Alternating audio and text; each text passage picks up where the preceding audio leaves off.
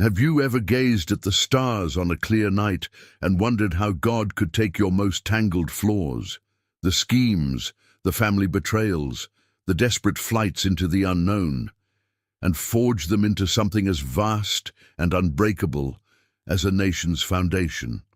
In the dust-choked tents of ancient Canaan, where the wind carries whispers of unfulfilled promises and the sun beats down like unrelenting judgment, Jacob's story erupts as a cinematic storm that shatters our comfortable illusions of perfect faith. This is no sanitized tale from Genesis 25 to 50. It's a raw epic of human cunning clashing with divine sovereignty, where a heel-grabber becomes Israel, a deceiver fathers 12 tribes, and God's mercy chases fugitives across deserts and dreams. Completely imperfect, absolutely relentless, Jacob grabs birthrights for stew, steals blessings in goatskin disguise, wrestles angels till dawn, and watches his world shatter in famine and loss, yet emerges as the root of God's chosen people. Picture the impossible: barren wombs birthing warring nations, ladders bridging earth and heaven in exile's night, family rifts mended in tear-soaked embraces. This narrative isn't just history, it's your mirror. The little deceptions that snowball, the fears that drive you to run, the redemptions that limp into legacy. Buckle up for a journey that challenges justice and mercy, from Rebekah's agony to Jacob's final prophecies. What if your heel-grab moment is heaven's setup for something empire-building? The womb's jostle begins the unraveling. But how does barrenness birth betrayal? The barren womb's agonizing prophecy, impossible beginnings, and divine reversal deep in the arid heart of Canaan, where the sun scorches the earth like a forge testing metal. Isaac, the long-awaited son of Abraham's impossible faith, kneels in desperate prayer, his voice hoarse from 20 years of unyielding pleas to the Lord. His wife Rebekah carries an invisible curse that weighs heavier than the desert sands. Barrenness, a condition not just of body but of soul in ancient times, seen as divine disfavor, a crushing barrier to the covenant God swore to Abraham. I will make your descendants as numerous as the stars in the sky. The tent air is thick with the scent of dry herbs and flickering oil lamps. Rebekah's hands trembling as she traces her empty womb, internal despair raging like a hidden storm. Why this silence? The promise hangs by a thread, and we are the end. Completely trapped in this impossible void, human logic screams defeat. No child means no legacy, the great patriarchal line extinguished in their childless home. Isaac's choice of faith persists, crying out until heaven responds, not with gentle rain, but a pregnancy that roils like an underground quake, Rebekah's belly swelling under her robes, joy flickering briefly amid the miracle, but miracle twists into torment as the twins inside jostle with ferocious intensity, kicking and turning as if entire empires clash within her fragile frame, pain radiating through her body like lightning splitting the sky. Rebekah, doubled over in agony, inquires of the Lord with a cry that echoes the patriarch's trials. Why is this happening to me? Why this chaos in my own body? The divine response thunders back, shattering every cultural norm. 2 nations are in your womb, and 2 peoples from within you will be separated. One people will be stronger than the other, and the older will serve the younger. Absolutely revolutionary. The sacred birth order, where the firstborn inherits honor and authority, completely overturned by God's sovereign choice. Rebekah's internal conflict surges. Awe at being chosen for such a prophecy mixes with dread of the strife it foretells, her heart torn between maternal love and the fear that her sons will embody nations at war. She chooses to embrace the revelation, cradling it like a double-edged sword, trusting the divine plan despite the physical and emotional turmoil. The intervention unfolds in her womb itself, barren curse transformed into prophetic incubator, the jostling not random suffering, but heaven's preview of Edom and Israel, rivals destined to divide, yet fulfill the covenant. Lesson for your life today. Have you carried a barren burden, unfulfilled dreams, family curses, seasons of silence, only to see God reverse it into something nation-shaping? Rebecca's story teaches that divine favor often starts with pain, flipping human impossibilities into eternal patterns, your waiting womb, your unanswered prayers. They might be birthing warriors you can't yet see. But as labor's pains peak, what contrasting airs emerge from this prophetic fire? The birth will expose the first fractures in the family forge, birthrights and brotherly rifts, the hunter, the schemer, and the stew that changed everything.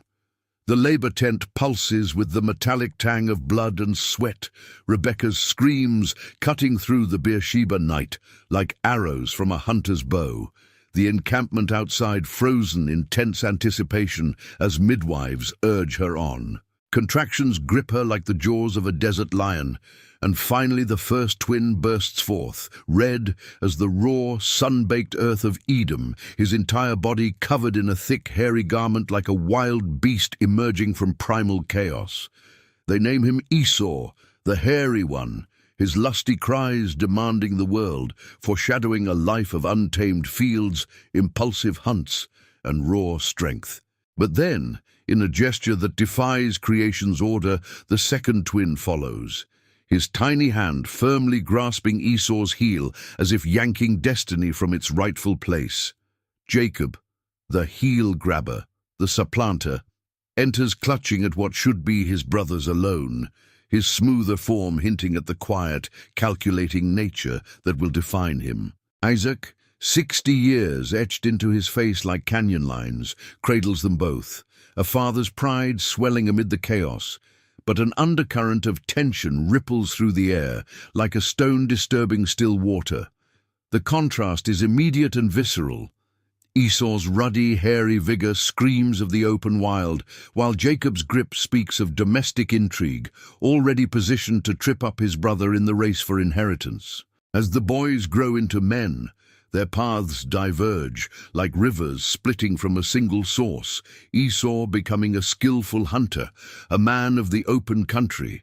His bow taut and deadly, arrows whistling through sun-drenched plains, the scent of wild game and sweat clinging to him like a second skin, embodying the rugged masculine ideal that wins Isaac's unwavering favor with savory venison feasts.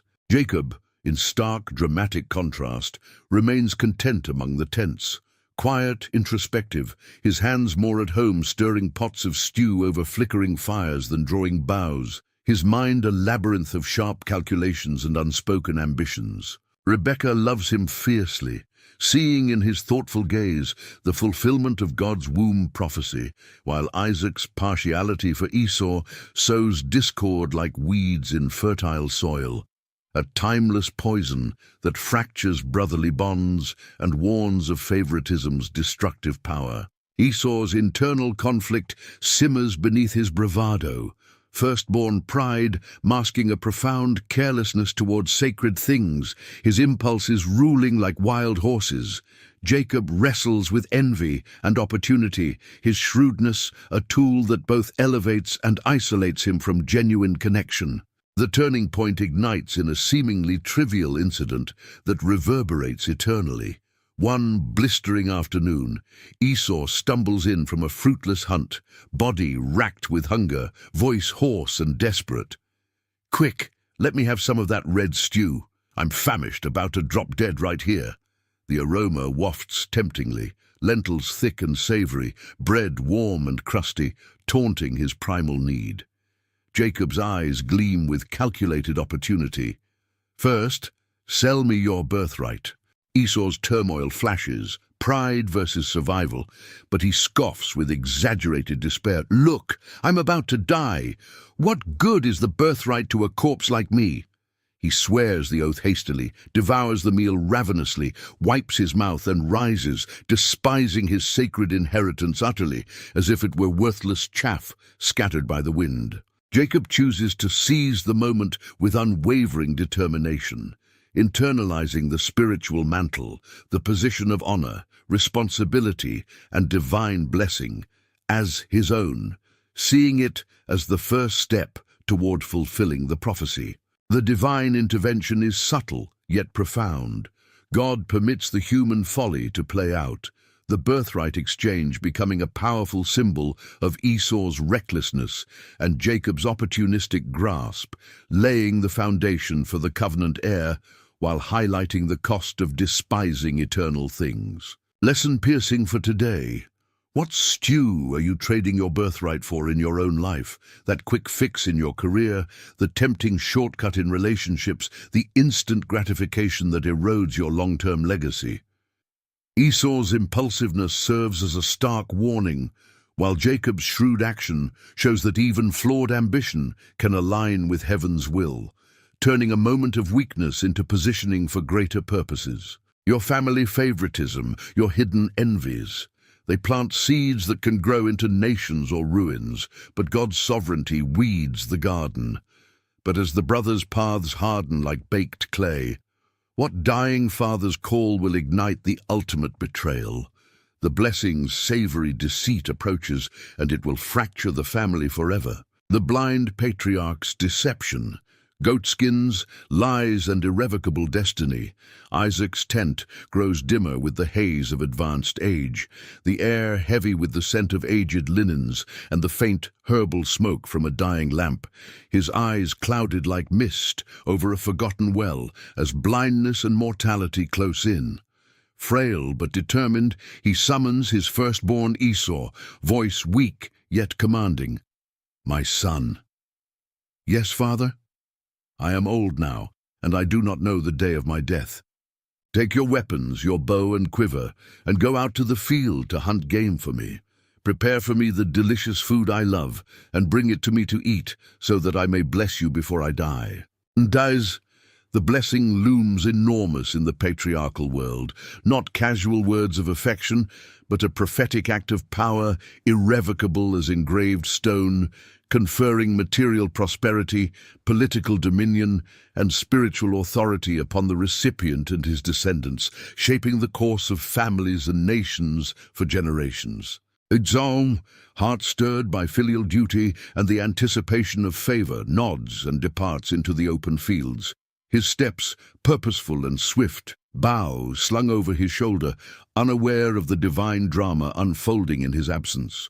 Rebekah, ever the watchful mother, overhears the entire exchange from the shadows of the tent, her internal conflict exploding like a dam bursting under pressure. Fierce love for Jacob wars with the moral weight of defying her husband, yet the womb prophecy, the older serving the younger, burns in her soul like an unquenchable flame, compelling her to act for the sake of God's plan. She pulls Jacob aside urgently, her voice a tense whisper amid the tense quiet. "I was listening when Isaac spoke to Esau. Now, my son, obey my command. Go to the flock and bring me 2 choice young goats, so that I may prepare from them the delicious food your father loves.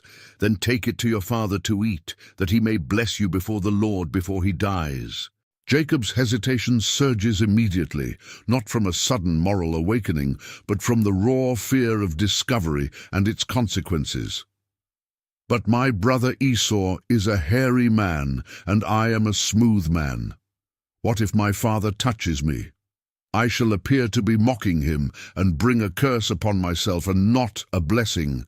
Rebekah's resolve hardens like flint struck for fire. "My son, let the curse fall on me. Just obey my voice. Go and get them for me." The goats are fetched swiftly, their throats slit with precision, warm blood staining hands as Rebekah prepares the stew, savory, rich, mimicking Esau's wild game to perfection, the aroma filling the tent like a deceptive promise. She takes Esau's best clothes from the house, the rough fabric still carrying the earthy scent of fields and hunts, and dresses Jacob in them, then covers his smooth hands and the smooth part of his neck with the coarse, prickly skins of the kids, the disguise complete and chillingly effective. Heart pounding like war drums in his chest, Jacob approaches the blind patriarch, the weight of the lie heavy as the goatskins on his skin. "My father?" "Yes, my son." "Who are you?" "I am Esau, your firstborn. I have done as you told me. Please arise, sit up and eat of my game, that your soul may bless me." Suspicion creeps into Isaac's voice, his senses sharpened by age. "How is it that you have found it so quickly, my son?" Jacob lies smoothly, invoking the divine to add credibility, "Because the Lord your God granted me success." Isaac beckons him closer, fingers trembling as they reach out. "Come near to me that I may feel you, my son, to know whether you are really my son Esau or not." Jacob complies, the rough goatskins brushing against Isaac's hands. The voice is the voice of Jacob, but the hands are the hands of Esau. The test of touch creates unbearable tension. Isaac's internal senses at war. Hearing betrays deceit. Touch affirms the illusion. Yet the aroma of the clothes seals the deception. The smell of my son is like the smell of a field that the Lord has blessed. The blessing then pours forth in a comprehensive poetic torrent. "See, the smell of my son is like the smell of a field that the Lord has blessed. May God give you of the dew of heaven and of the fatness of the earth and plenty of grain and wine. Let peoples serve you and nations bow down to you. Be Lord over your brothers, and may your mother's sons bow down to you. Cursed be everyone who curses you, and blessed be everyone who blesses you." The words etch into reality like molten gold, prophetic and binding, echoing the womb's reversal and securing Jacob's destiny. Jacob slips away from the tent, his pulse racing with a mix of triumph and gnawing guilt, the weight of the deception settling like dust after a storm. But as Esau returns from the hunt, his own dish prepared with careful effort, entering the tent with hopeful anticipation, the flap parts to utter horror. "My father, arise, sit up and eat of my game, that your soul may bless me." Isaac starts in confusion. "Who are you?" "I am your son, your firstborn Esau." Trembling violently, Isaac realizes the full extent of the betrayal. "Who was it then that hunted game and brought it to me? And I ate of all of it before you came, and I have blessed him. Yes, and he shall be blessed." Esau bursts into a loud and bitter cry, collapsing at his father's feet in despair. "Bless me, even me also, O my father. Your brother came deceitfully and has taken away your blessing." Esau's anguish deepens, his voice breaking. "Is he not rightly named Jacob? For he has supplanted me these 2 times. He took away my birthright, and behold, now he has taken away my blessing. Have you not reserved a blessing for me?" Isaac's secondary decree foretells a life of struggle. "Your dwelling shall be away from the fatness of the earth, and away from the dew of heaven on high. By your sword you shall live, and you shall serve your brother. But when you grow restless, you shall break his yoke from your neck." Rage utterly consumes Esau, a grudge festering like an open wound in his soul. "The days of mourning for my father are approaching. Then I will kill my brother Jacob." Rebekah, overhearing the death threat from the shadows, acts with swift maternal instinct, her choice of faith driven by love and prophetic conviction. She summons Jacob urgently. "Now therefore, my son, obey my voice. Arise, flee to Laban my brother in Haran, and stay with him a while, until your brother's fury turns away, until your brother's anger against you turns away, and he forgets what you have done to him. Then I will send and bring you from there. Why should I be bereft of you both in one day?" Isaac, in a moment of acceptance of the divine will despite the pain of deceit, calls Jacob and blesses him knowingly. "Do not marry one of the Canaanite women. Arise, go to Paddan Aram, to the house of Bethuel, your mother's father. and take as wife from there one of the daughters of Laban, your mother's brother. God Almighty bless you and make you fruitful and multiply you, that you may become a company of peoples. May he give the blessing of Abraham to you and to your offspring with you, that you may take possession of the land of your sojournings that God gave to Abraham. Jacob departs into exile, the family fractured like brittle clay under the sun, tents emptying as he vanishes into the horizon. The divine intervention upholds the stolen words. Once spoken, they stand irrevocable, the prophecy fulfilled through human cunning and maternal scheming. Lesson timeless and challenging, your blessings, opportunities, relationships, legacies, seized through deceit, may bring immediate gain, but eternal echoes of guilt.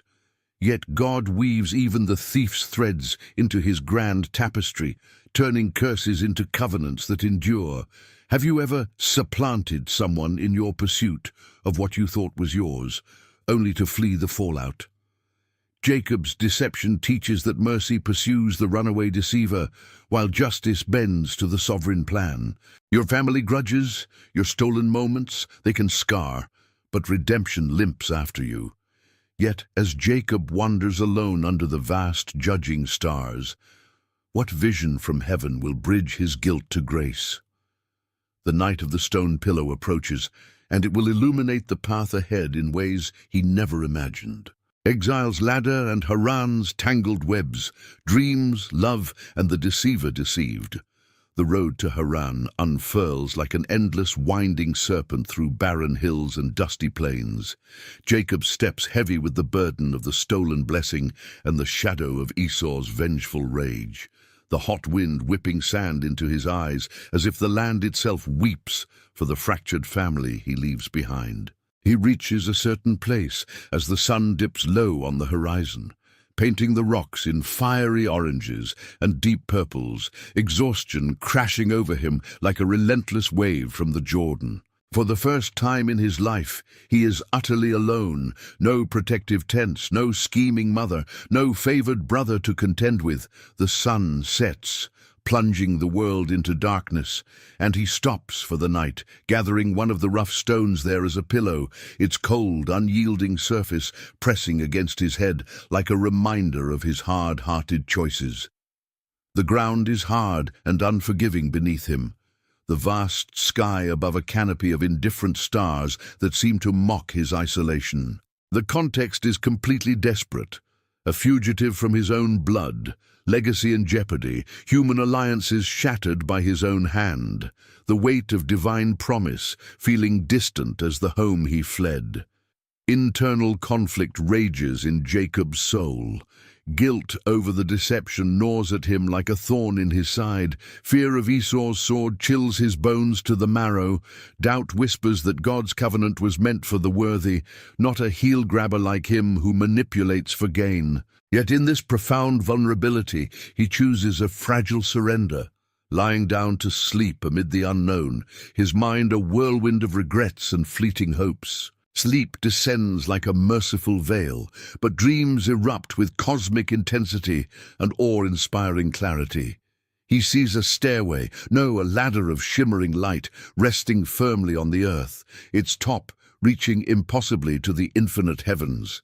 Angels of God ascending and descending upon it in ceaseless, purposeful motion, a divine highway bridging the mortal dust and the celestial throne room. There, positioned above it all, stands the Lord himself, his presence majestic and overwhelming, voice resonant as rolling thunder across the plains. I am the Lord, the God of Abraham your father, and the God of Isaac. The land on which you lie I will give to you and to your offspring, and your offspring shall be like the dust of the earth, and you shall spread abroad to the west and to the east and to the north and to the south, and in you and your offspring shall all the families of the earth be blessed. Behold, I am with you, and will keep you wherever you go, and will bring you back to this land. For I will not leave you until I have done what I have promised you. Jacob awakens from his sleep with a jolt, bolting upright, his body slick with sweat in the chill night air, terror and awe flooding his being like a sudden flood from the hills. Surely the Lord is in this place, and I did not know it. How awesome is this place! This is none other than the house of God, and this is the gate of heaven. The divine intervention is breathtaking and transformative. In his lowest moment of exile and isolation, heaven itself descends to him, the ladder symbolizing the uninterrupted flow of divine communion and protection, the promises reaffirmed directly to the supplanter, extending the Abrahamic covenant despite his deceitful past. He rises early with the first light of dawn, takes the stone that had been his pillow, sets it up as a sacred pillar, and pours oil on top of it, the liquid glistening in the morning sun, naming the place Bethel, the house of God. A vow spills from his lips in fervent gratitude. If God will be with me, and will keep me in this way that I go, and will give me bread to eat and clothing to wear, so that I come again to my Father's house in peace, then the Lord shall be my God. And this stone, which I have set up for a pillar, shall be God's house, and of all that you give me, I will give a full tenth to you. Audrey, the internal shift is profound and life-altering. From a schemer relying on his own cunning to a supplicant acknowledging not just the God of his fathers, but his personal Lord, the vow marking the beginning of true relational faith. Lesson profoundly applicable to your modern struggles. In your stone pillow moments of isolation, the nights when past mistakes leave you alone with your thoughts, fleeing from consequences or family fallout, God builds ladders of light, not walls of judgment. Have you ever felt heaven silent in your exile, only to sense angels on the move, bridging your pain to promise?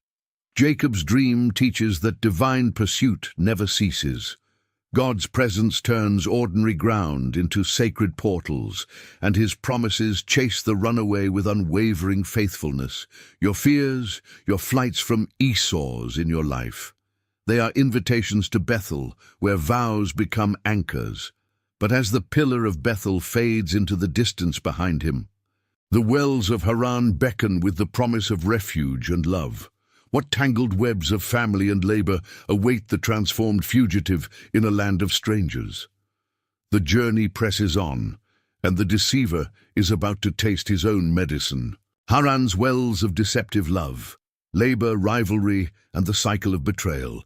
The eastern lands of Haran unfold in a golden haze of dust and distant flocks.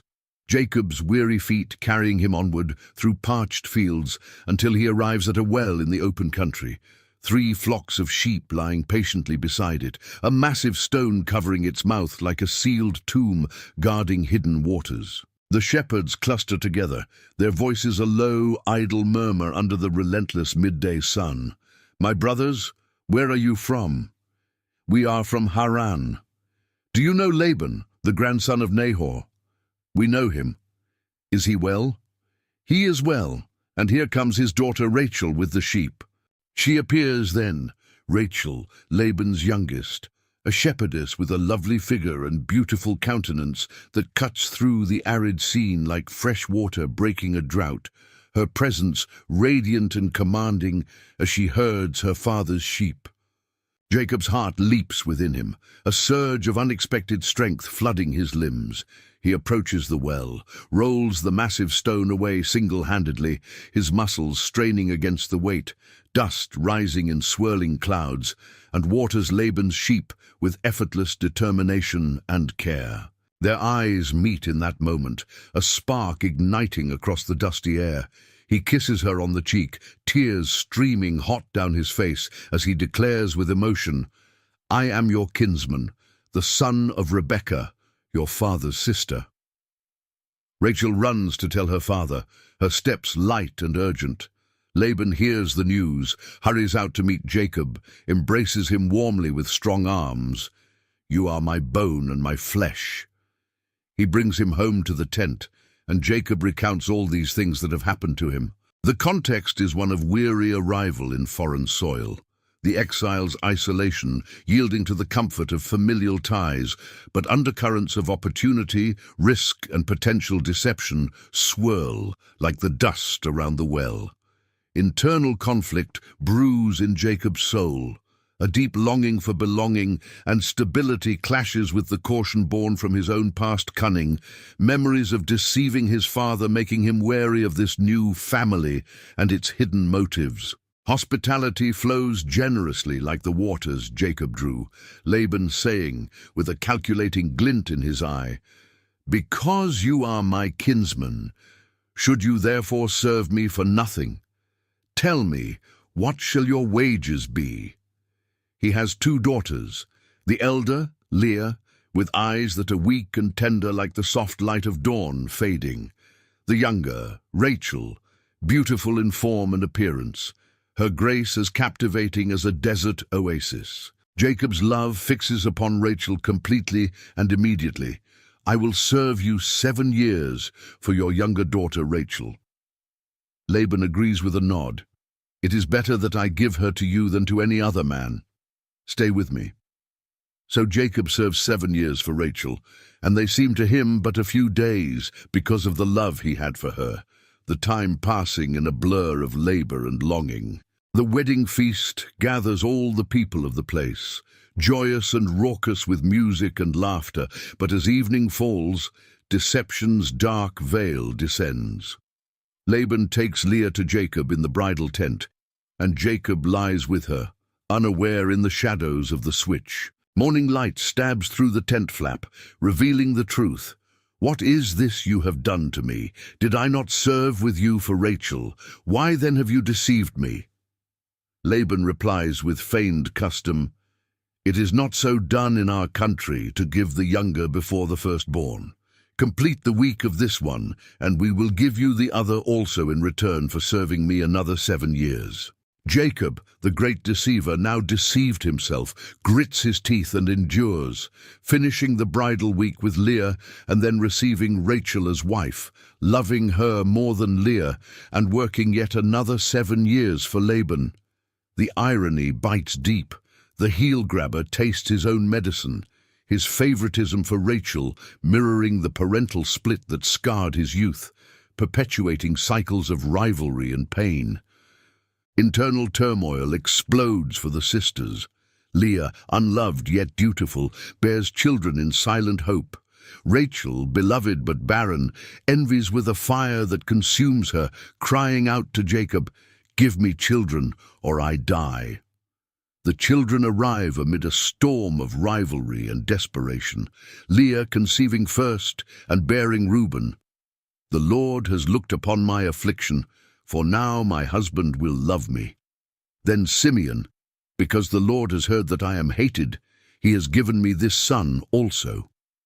Levi, "Now, this time my husband will be attached to me because I have borne him 3 sons, and Judah, this time I will praise the Lord." Rachel, barren and utterly tormented, gives her servant Bilhah to Jacob as a surrogate who bears Dan. "God has judged me, and has also heard my voice and given me a son." And Naphtali, "With mighty wrestlings I have wrestled with my sister and have prevailed." Leah, ceasing to bear for a time, gives her servant Zilpah to Jacob, who bears Gad, "Good fortune has come."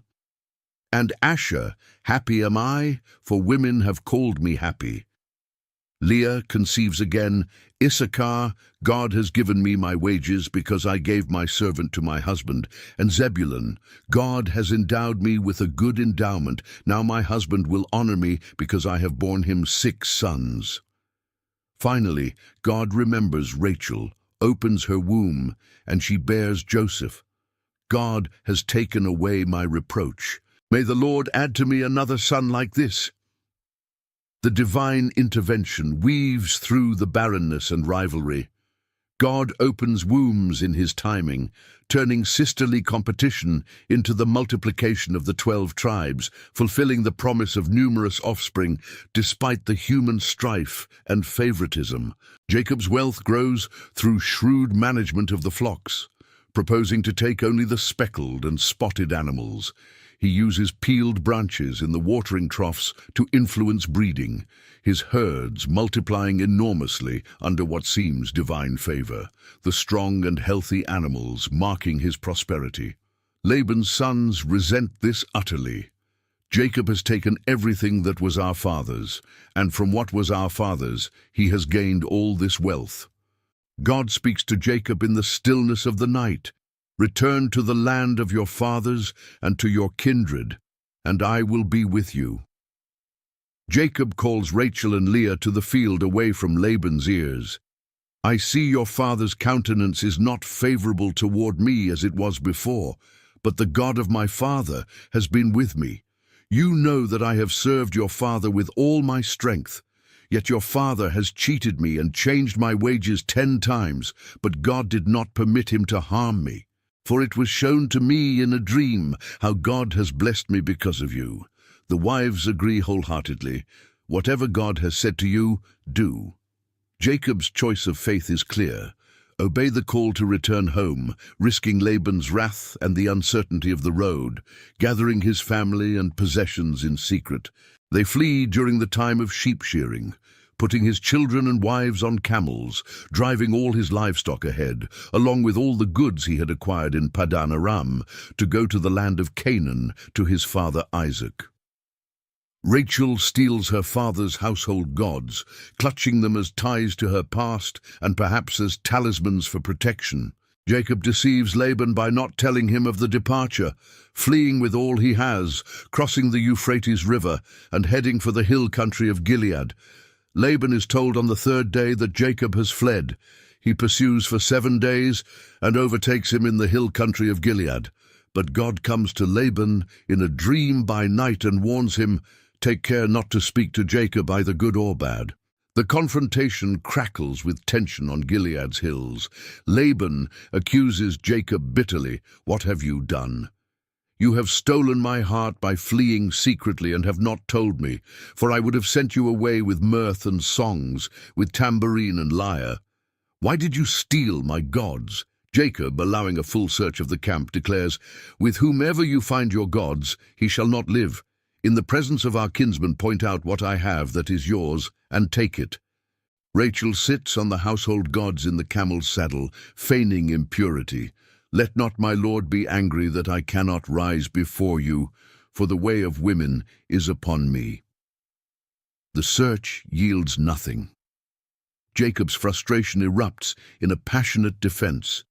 20 years I have been with you. Your ewes and she-goats have not miscarried, and I have not eaten the rams of your flocks. That which was torn by wild beasts I did not bring to you. I bore the loss of it myself. From my hand you required it, whether stolen by day or stolen by night. There I was. By day the heat consumed me, and the cold by night, and my sleep fled from my eyes. The 20 years I have been in your house, I served you 14 years for your 2 daughters, and 6 years for your flocks, and you have changed my wages 10 times. If the God of my father, the God of Abraham, and the fear of Isaac had not been with me, surely now you would have sent me away empty-handed. God saw my affliction and the labor of my hands, and rebuked you last night. The divine intervention halts the harm, Laban's dream rebuke, affirming Jacob's vindication and protection. They set up a heap of stones as a witness to their covenant. Laban calls it Jegar Sahadutha in Aramaic, Jacob Gilead in Hebrew, both meaning heap of witness. Laban names the place Mizpah. The Lord watch between you and me when we are out of one another's sight.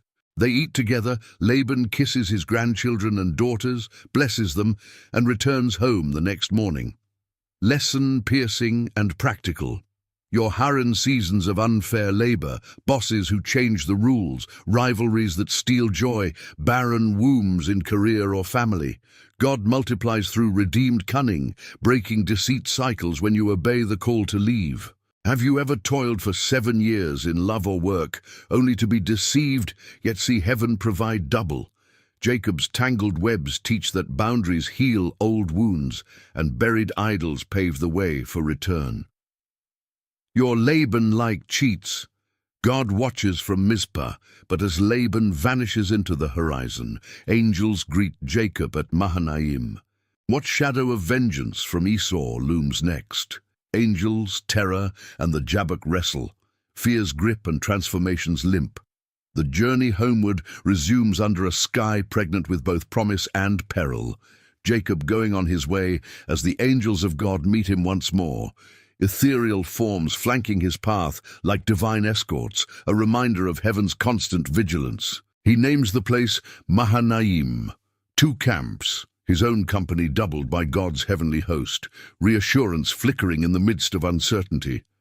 Sending messengers ahead to Esau in the land of Seir. Thus you shall say to my lord Esau, thus says your servant Jacob, I have lived with Laban until now. I have oxen, donkeys, flocks, male and female servants, and I send to tell my lord in order that I may find favor in your sight. The messengers return with chilling news. We came to your brother Esau, and he is coming to meet you, and there are 400 men with him. Terror utterly consumes Jacob in that moment. Visions of vengeance flooding his mind, the stolen blessings price paid in blood, Esau's sword gleaming in the desert sun. Internal conflict peaks to a fever pitch, fear of death for himself and his family wars with the faith sparked at Bethel's ladder, guilt over past deceit clashing with the hope of God's promise to protect and prosper. He divides all that he has, the people, flocks, herds, camels, into 2 companies. If Esau comes to the one company and attacks it, then the company that is left will escape. The gifts are prepared meticulously to appease. 200 female goats and 20 male, 200 ewes and 20 rams, 200 female goats and 20 male, sent ahead in separate droves, a peace offering to soften the brother's heart. Prayer rises from Jacob's lips in fervent humility by the Jabbok's side. O God of my father Abraham, God of my father Isaac, O Lord, who said to me, return to your country and to your kindred, that I may do you good. I am not worthy of the least of all the deeds of steadfast love and all the faithfulness that you have shown to your servant. For with only my staff I crossed this Jordan, and now I have become 2 camps. Please deliver me from the hand of my brother, from the hand of Esau, for I fear him, that he may come and attack me, the mothers with the children. But you said, I will surely do you good, and make your offspring as the sand of the sea, which cannot be numbered for multitude. Jacob's choice of faith shines through the terror, trusting the promises despite the odds, sending gifts as a bridge while surrendering in prayer. Night falls over the Jabbok ford. The rivers murmur a tense backdrop as Jacob rises, sends his 2 wives, 2 female servants, and 11 sons across the stream, along with all his possessions, leaving himself utterly alone in the deepening darkness. From the shadows, a man suddenly grapples him, a mysterious figure, perhaps divine or angelic, and they wrestle through the night till the break of day, bodies locked in primal struggle, sweat-slicked and grunting, neither yielding an inch under the stars. The man sees that he cannot overpower Jacob, touches the socket of his hip. A wrenching pain shoots through, the hip dislocated as they continue to wrestle. Let me go, for the day has broken, the man demands. I will not let you go unless you bless me, Jacob replies, his voice strained but resolute. What is your name? Jacob. Your name shall no longer be Jacob, but Israel, for you have striven with God and with men, and have prevailed. Jacob asks the man's name, but receives only a blessing in return. He names the place Peniel, face of God, saying, I have seen God face to face, and yet my life has been delivered. As the sun rises, Jacob limps away, the physical scar a permanent reminder of the spiritual rebirth, every step a testimony to the cost of transformation. The divine intervention is climactic and personal, the wrestle symbolizing Jacob's lifelong struggle with God and self, the name change marking his evolution from supplanter to prince with God, the limp a badge of dependence on divine strength. Lesson transformative and encouraging. Your Jabbok nights, those alone moments grappling with fears, past sins, or unseen foes, are where heaven meets you in the fight, forging new identity from the pain. Have you ever wrestled till dawn with something unbeatable, emerging limping but blessed?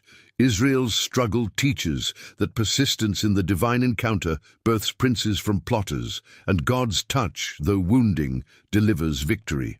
Your Esau's, your internal battles, they end in Peniel's light, but dawn reveals Esau approaching with 400 men. What reunion awaits the limping prince? The road to reconciliation. Tears, violence, and heaven's purification. Dawn's light bathes the plain as Jacob looks up and sees Esau coming, 400 men marching like a storm cloud on the horizon, terror gripping his heart anew despite the night's victory. He arranges his family carefully, the maids and their children first, Leah and her children next, Rachel and Joseph last, and goes on ahead, bowing to the ground 7 times as he approaches his brother, dust clinging to his beard in total submission. But Esau runs to meet him, falls on his neck and embraces him, throws his arms around him and kisses him. And they wept, the years of rage melting in a flood of tears that soaks the earth between them. "To find favor in your sight, my lord," Jacob says humbly.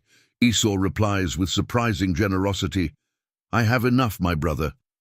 Keep what you have." Jacob insists on the gifts. "No, please. If I have found favor in your sight, then accept my present from my hand. For I have seen your face, which is like seeing the face of God, since you have accepted me. Please accept my blessing that is brought to you, because God has dealt graciously with me, and because I have enough." Thus urged, Esau accepts, and the brothers' dialogue softens the air, Esau offering an escort of men, which Jacob politely declines to travel at his own pace.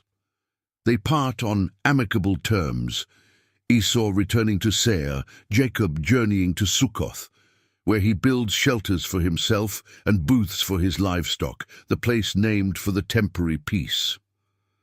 The reconciliation is heaven's work, turning vowed murder into brotherly tears, divine favor evident in Esau's changed heart. But peace proves fragile in Shechem.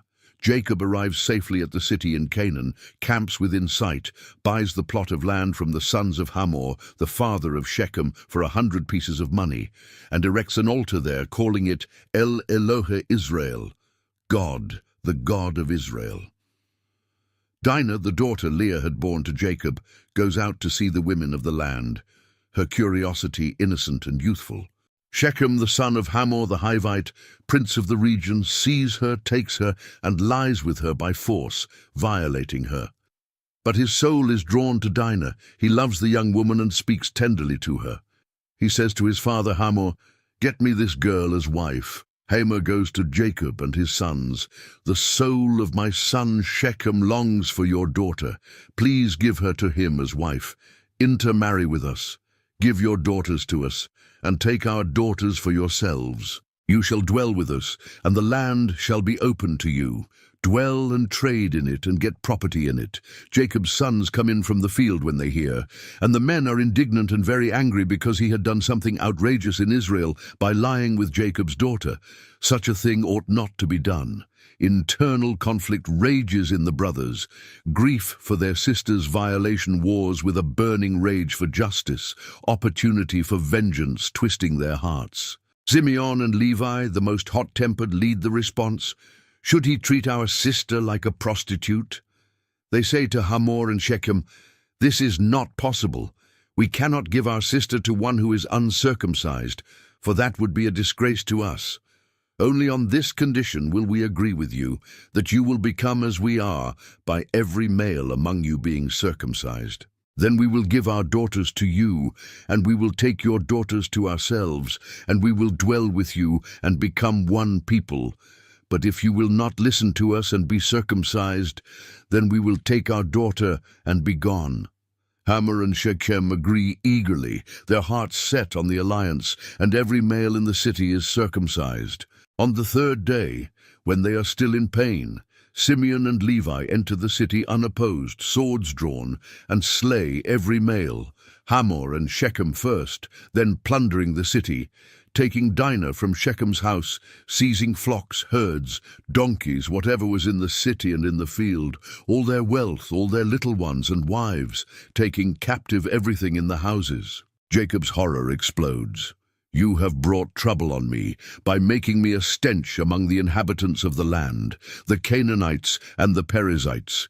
My numbers are few, and if they gather against me and attack me, I shall be destroyed, both I and my household. The sons defend their actions. Should he treat our sister as a prostitute? Jacob's choice of faith is tested to the breaking point. The violence of revenge versus the call to restraint and reliance on God, his heart torn between justice for Dinah and fear for the family's survival. The divine intervention comes as a call to purification. God says to Jacob, "Arise, go up to Bethel and dwell there. Make an altar there to the God who appeared to you when you fled from your brother Esau." Jacob commands his household and all who were with him, "Put away the foreign gods that are among you, and purify yourselves and change your garments. Then come, let us arise and go up to Bethel, so that I may make there an altar to the God who answered me in the day of my distress and has been with me wherever I have gone." They give to Jacob all the foreign gods that they had and the rings that were in their ears, and Jacob hides them under the terebinth tree that was near Shechem. A terror from God fell upon the cities that were around them, so that they did not pursue the sons of Jacob.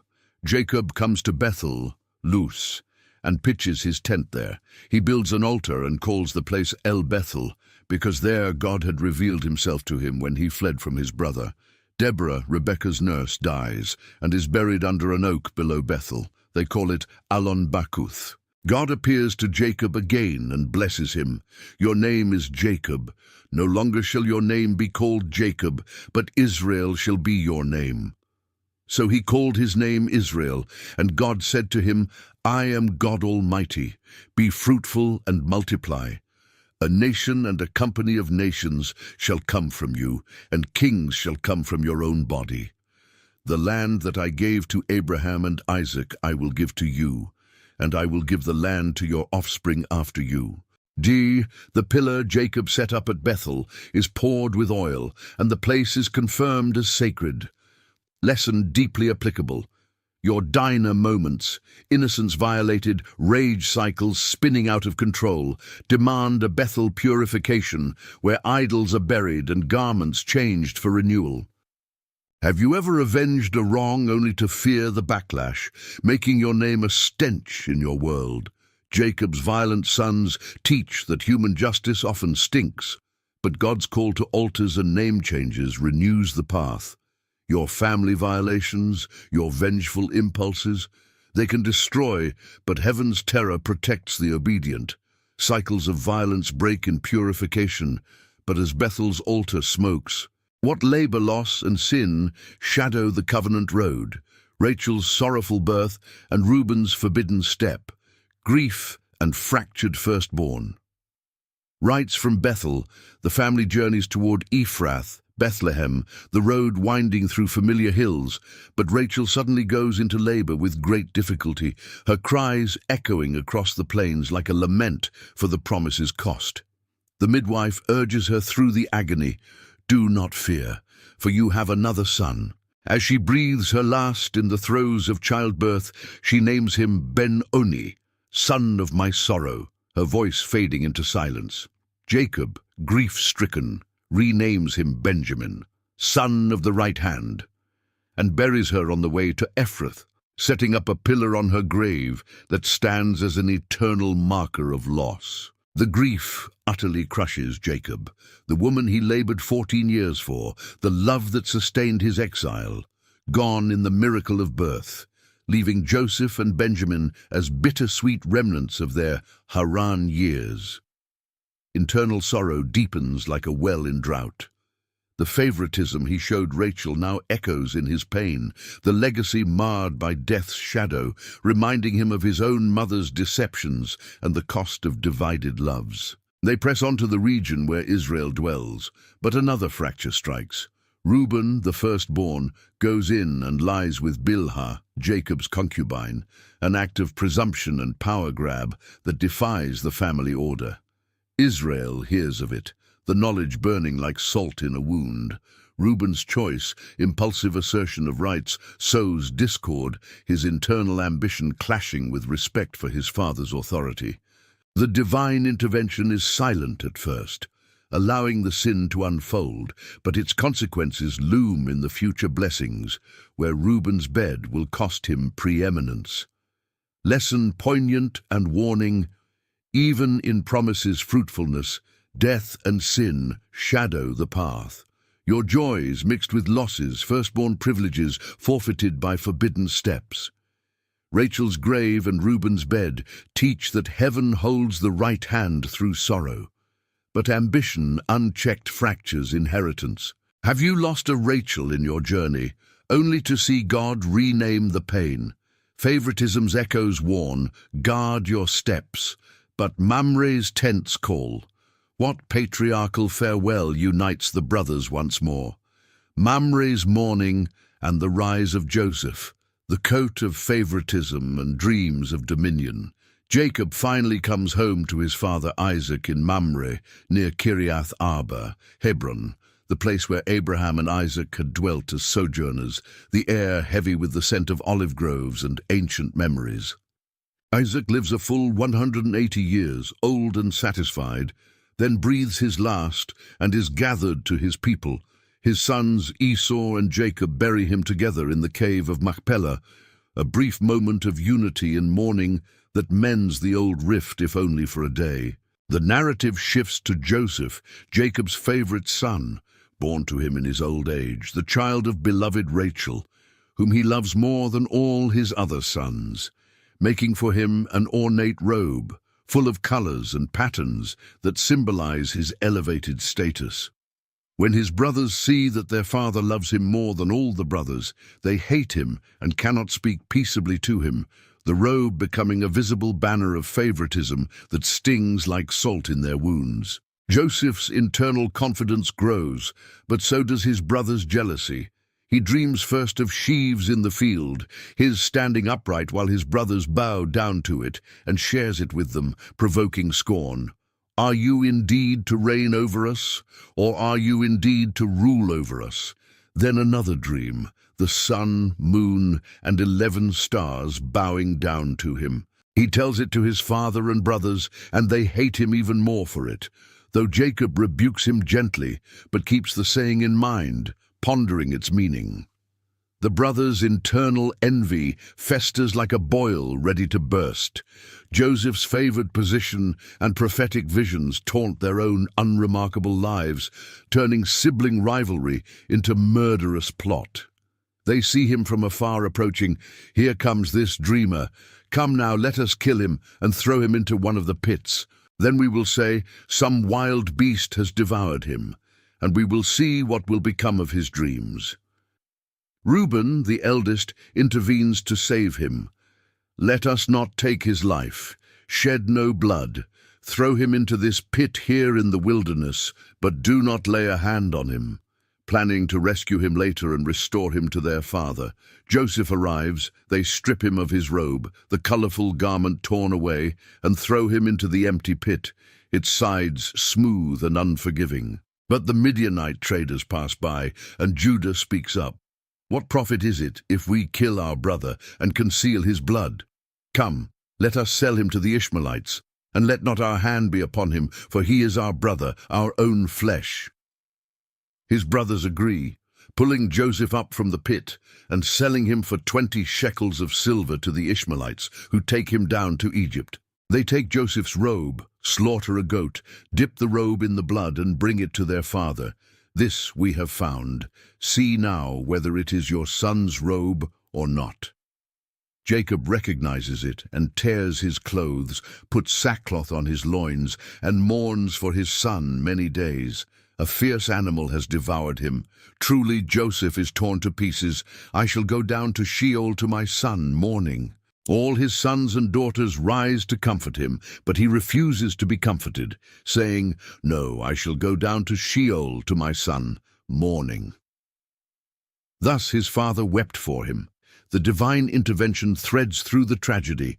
God turns the brothers' evil intent into Joseph's preservation, the pit and sail becoming the path to Egypt's palace, where the dreams will unfold for the family's salvation. Lessons stark and hopeful.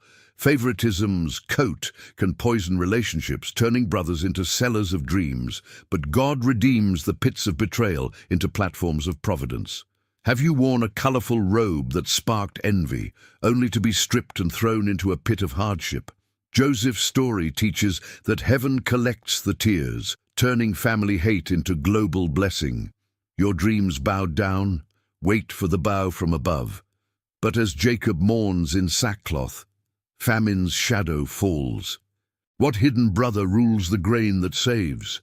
Famine's iron grip and the brothers' test, pits to palaces, secrets to salvation. When Jacob learned that there was grain in Egypt, he said to his sons, "Why do you look at one another? Behold, I have heard that there is grain in Egypt. Go down and buy grain for us there, that we may live and not die." So 10 of Joseph's brothers went down to buy grain in Egypt. But Jacob did not send Benjamin, Joseph's brother, with his brothers, for he feared that harm might happen to him. The sons of Israel came to buy among the others who came, for the famine was in the land of Canaan. Now Joseph was governor over the land. He it was who sold to all the people of the land. And Joseph's brothers came and bowed themselves before him with their faces to the ground. Joseph saw his brothers and recognized them, but he treated them like strangers and spoke roughly to them. "Where do you come from?" "From the land of Canaan to buy food." He remembered the dreams, knew them, said, "Spies, examine land's nakedness." 12 brothers, 1 not, youngest home, 10 here. Prove, 1 stay, others go Benjamin, else spies.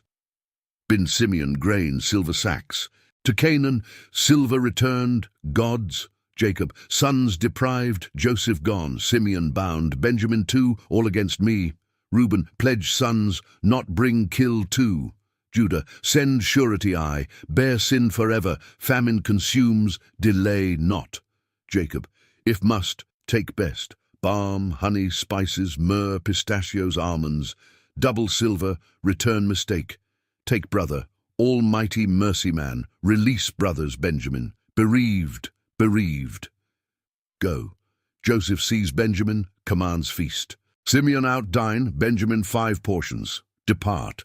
Joseph, silver sacks, cup Benjamin overtake, evil repay, cup divines, find die, stolen slaves, search, Benjamins.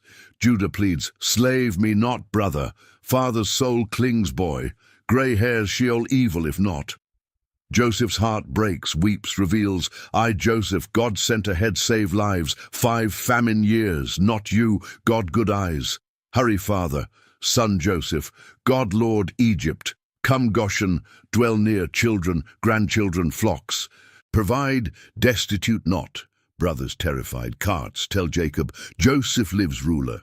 Stunned, believes not, words, carts, spirit revives. Enough, Joseph alive, go see before die.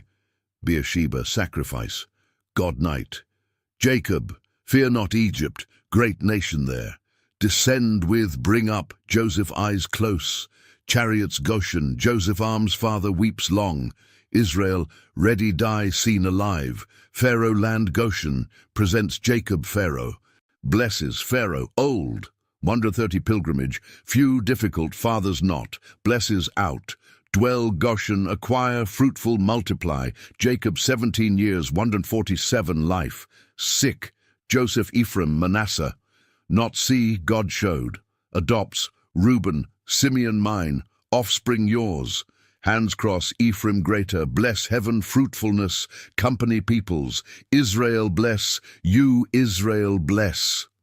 Joseph protests, younger greater, Manasseh too. Blesses Joseph, God fathers, almighty afflicted bless sons. Embed, call sons, prophecies. Reuben, firstborn, preeminent strength, unstable water, not excel. Bilhabed, defiled. Simeon Levi, violence weapons, anger curse, wrath, not inheritance. Judah, lion whelp, prey bowed. Scepter not depart, feet ruler, Shiloh, peoples obey. Foal vine, wine tooth, garment blood, eyes wine, teeth milk. Zebulun. Sea haven ships, border Sidon. Issachar, donkey couching folds, rest good, land pleasant, shoulder burden tribute. Dan, judge people, serpent way, adder wheel, horse heels, rider falls. Gad, raiders raid, end raids. Asher, fat bread, king dainties. Naphtali, Dolus, beautiful fawns. Joseph, fruitful bow spring, daughter's wall. Archers attack, shoot, harass, arms strong Jacob's, hands steady almighty. Blessings father, grandfather, mountains ancient, hills eternal. Head Joseph, separated brothers. Benjamin, wolf ravenous, morning devours, evening divides. Other feet, curse ground, see Shiloh peoples. Instructions, people, bury Machpelah, Ephron Hittite, Abraham bought. Abraham, Sarah, Isaac, Rebekah, Leah. Field Ephron Machpelah Mamre, bought Hittites burial. Finishes, feet-bed, last, gathered. Joseph falls, weeps, kisses, physicians embalm, 40 days, Egyptians mourn, 70. Pharaoh, bury, swear, servants, elders, chariots, horsemen, company. Atad Jordan, lamentation, Canaanites, Abel Mizraim, sons coffin, bury cave. Joseph Egypt, brothers house, legacy, heel grab, nation father, deceit divine. So Jacob's forge complete, flaws hammered into legacy, wrestles into tribes. God redeems supplanters, your deceptions, exiles, losses. Ladders descend, blessings cross. Transformation possible, persist. Stirred, like share, someone wrestles. Subscribe, notifications, biblical odysseys. Comment, Jacob's lesson, God forges you.